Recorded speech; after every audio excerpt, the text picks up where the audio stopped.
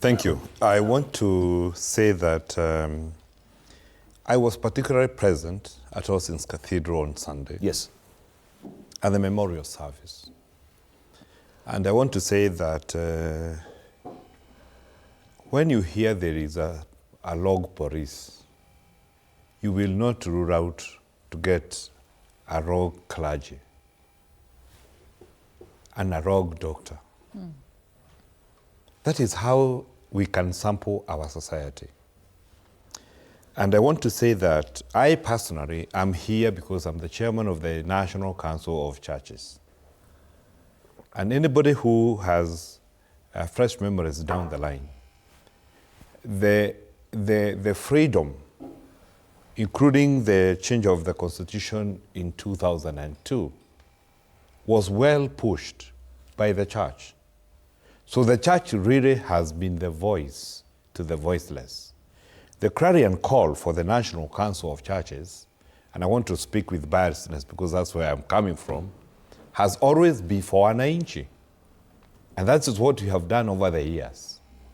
I can tell you some of the institutions that the church has done before it's condemned. Like Alliance, both Alliance schools, you know the kind of people that it has produced. For me to be in record, I need to say that after independence, all the schools belonged to the churches.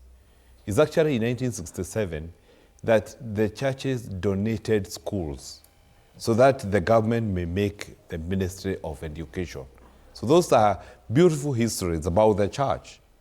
And fortunately, when the churches gave out the schools, now at some point, the government kicked out the sponsorship of the same schools for the churches that they donated. But I wanted also to say that the church has been very clear in terms of what should be done. And we have sat and we have been able to analyze the scenarios within the state of the nation at any given time. And the National Council of Churches have regularly offered pressers that give directions. But I want to say two things about tomorrow. My thinking is this, and I'm happy that the spokesman of police is here. For me, my expectation is very clear. Because all the senior officers within the police are like parents. You understand your people. Those policemen who believe in hitting and combating, leave them guarding the stations.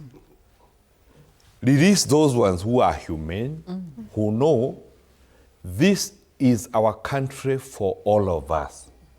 And I can tell you, because we are in leadership, we know how sensitive assignments are. And at the time of giving the assignments, we give the person who you know you will get the results. At this particular time and age, when we have the phones and the radio calls and the surveillance within the city, I mean, any misbehaving police officer should be called back to the station. Simple and clear. But I also want to say this. I'm very disappointed because when the police are making cries about goons, what do I do myself? They are supposed to be arresting them. But then they are crying like me. Me, I wonder, now who will help who? So me, I want to speak to our brother. Let me call you so. Our brother from the police.